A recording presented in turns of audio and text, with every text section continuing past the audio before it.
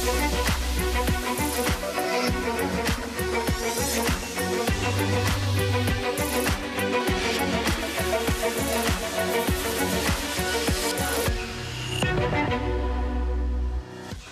morning. It is Wednesday, the 21st of January. I'm Maeve McMahon, and this is Europe Today, your daily dose of European news and analysis, live here on Euronews. Coming up today, we prefer respect over bullies. French President Emmanuel Macron has told the World Economic Forum in Davos. European leaders are increasingly concerned about the risk of a looming trade war, one that could push key industries to the brink, as well, of course, as the future of Greenland. Ahead of his arrival, President Trump briefed the press, insisting he has done more for NATO than any other leader. After a glitch on his plane forced a quick turn back, the US president is now safely en route to Davos, where many hope he will reconsider his stance on Greenland and tariffs.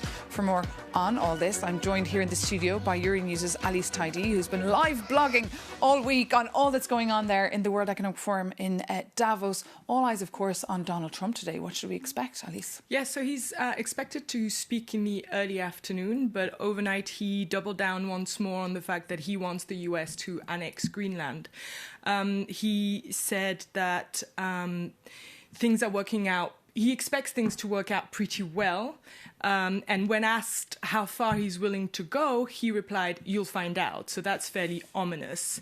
But he will have a lot of meetings in Davos behind closed doors. He agreed to these meetings. He said he told Rutte he agreed to these meetings earlier this week with various parties. So we'll see what comes out of these meetings. Well, of course, everybody wants FaceTime with the US President Donald Trump.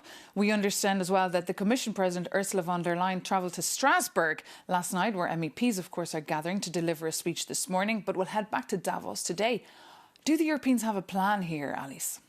Well, there have been many European leaders in Davos already, and VDL is one of them. She was very clear that Europe would be unflinching in its response should Trump move ahead with his plan to slap an additional 10% of tariffs on 8 European countries.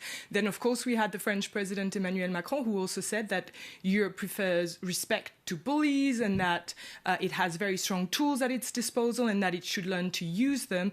But those are just 2 leaders, and the EU, as we know, has 27 leaders, so it remains to be seen whether or not we can find a united position at 27. And of course, emergency talks are taking place right here in Brussels tomorrow night. We'll also be keeping a very close eye on that. But you did mention Emmanuel Macron.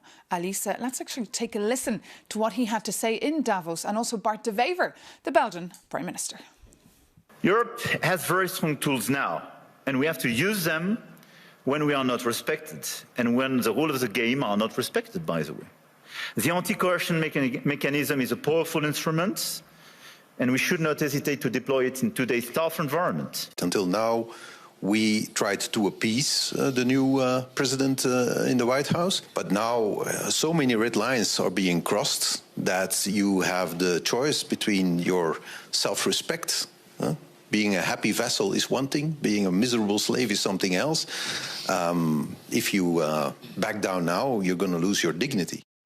So tough talk there from a number of European leaders at the World Economic Forum in Davos. But now we can head to the European Parliament in Strasbourg, where MEPs are meeting this week and where this growing diplomatic crisis between the European Union and also the United States is being felt. A vote on a resolution on EU-US relations has been postponed in order, of course, to reflect the latest developments. Euronews' correspondent Vincenzo Genovese is on the ground. Good morning, Vincenzo.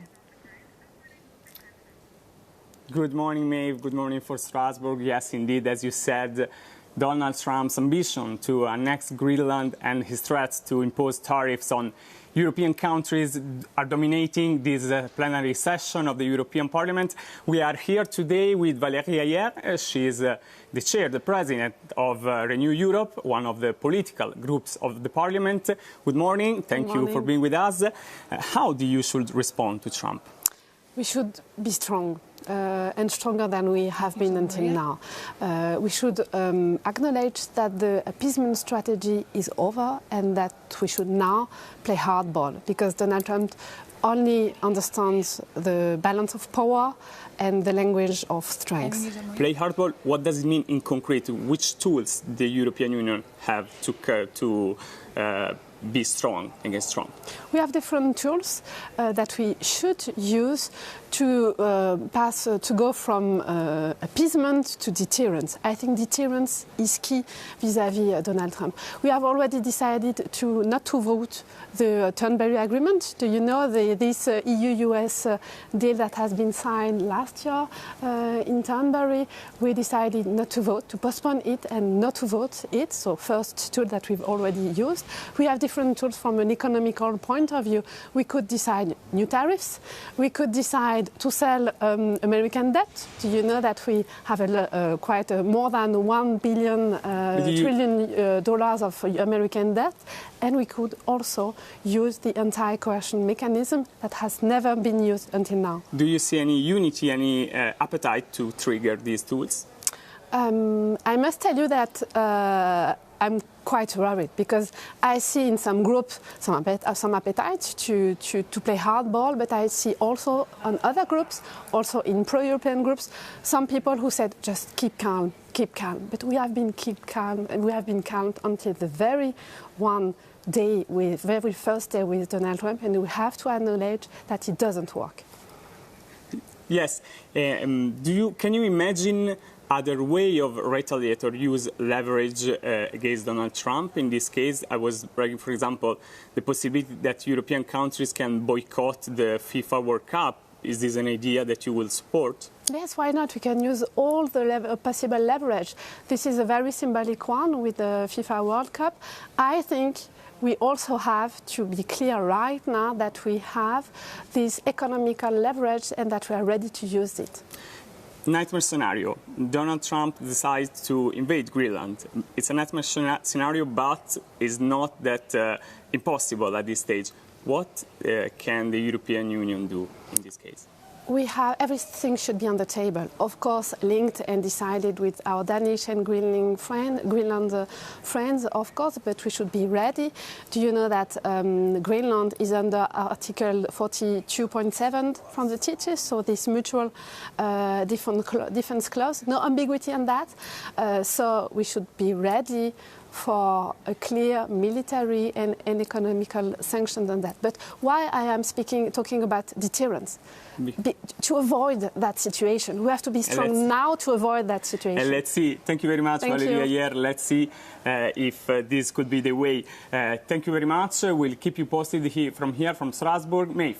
Thank you so much, Vincenzo Genovese, and to your guest there, Valérie Ayer, the head of Renew Europe, the Liberal group in the European Parliament. But of course, the action is not in Strasbourg this week. It's really in Davos, where all eyes, of course, are on President Donald Trump's speech that will be delivered a little bit later. For more on what's going on there, we can bring in now Euronews' EU editor, Maria Tadeo. Good morning, Maria. Great to have you with us. What is the latest?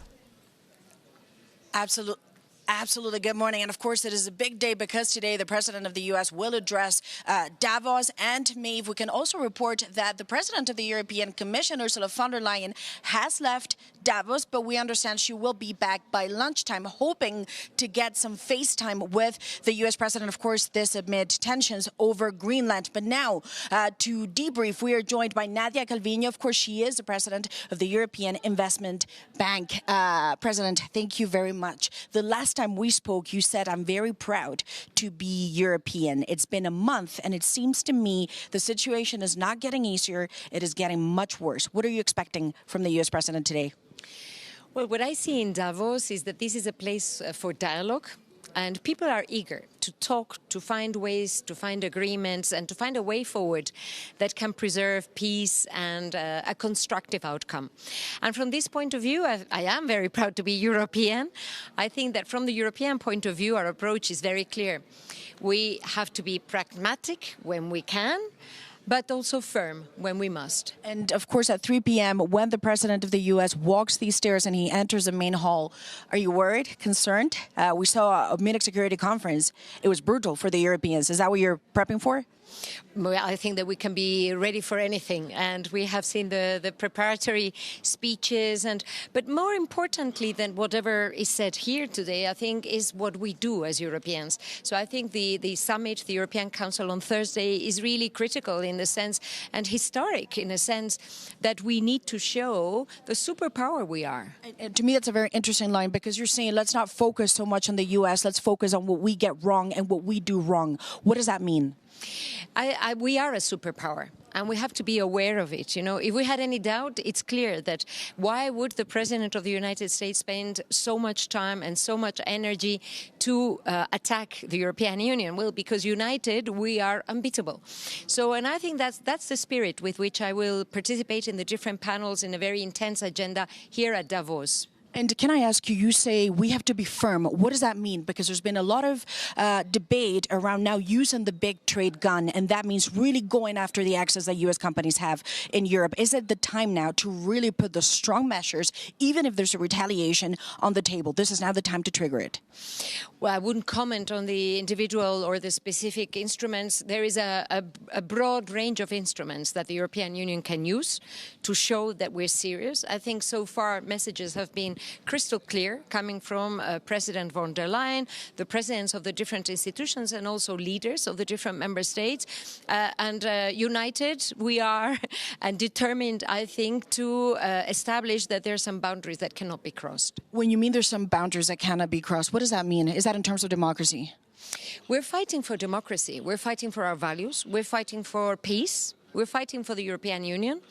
We're fighting for global stability. We're also fighting for a world order based on win-win partnerships and mutual respect. Because partnerships go both ways, you know. It takes two to tango. And from the European Union perspective, I think that we have a clear approach to continue to support these principles. This is a good fight. And I have to tell you, from the European Investment Bank Group, we're all in. And just very briefly, yesterday the French president said we're now becoming or turning into a world of force. It is a world where might obviously meets now or beats reason. Is that what you worry, very briefly, that the world has changed? The world is changing. I mean, Prime Minister Carney yesterday said very clearly we're not in a transition, we're in a rupture. We are in a transition, you know. And that's Maria Tadeo there, Euronews' EU editor, speaking to Nadia Calvino, the head of the European Investment Bank. But one issue getting far less attention this week at the World Economic Forum in Davos is Gaza and the ongoing suffering there. Our Jakob Yanis has been taking a look at Donald Trump's plans for the region. Do you have a gym membership or a loyalty card in your wallet? Well, Donald Trump just launched the ultimate club. It's called the Board of Peace. The official goal? To end the war in Gaza. But is it really? The leaked charter suggests it's actually a rival to the UN, with Trump as the chairman and Vladimir Putin on the guest list. And just like an exclusive country club, there is an entry fee. And if you want a permanent seat, that will be $1 billion in cash. If you don't pay, your membership expires in 3 years. France looked at the price tag and the very fact that it undermines the United Nations and said, no, merci. But Trump did not take the rejection well. He threatened to impose 200% tariffs on French wines. So do the math. That bottle of champagne you buy for $50 could soon cost you $150. It is also much easier for autocrats than democracies to join in. A dictator can just wire the money. And here in the EU, Donald Tusk, the Polish Prime Minister, just reminded the invited president, you can't just buy a seat. You need Parliament's permission. Finally, in politics, silence is often louder than what you say. And the leaked charter for the Gaza Peace Board doesn't even mention the word Gaza. So until I find a spare billion to join the club, peace out!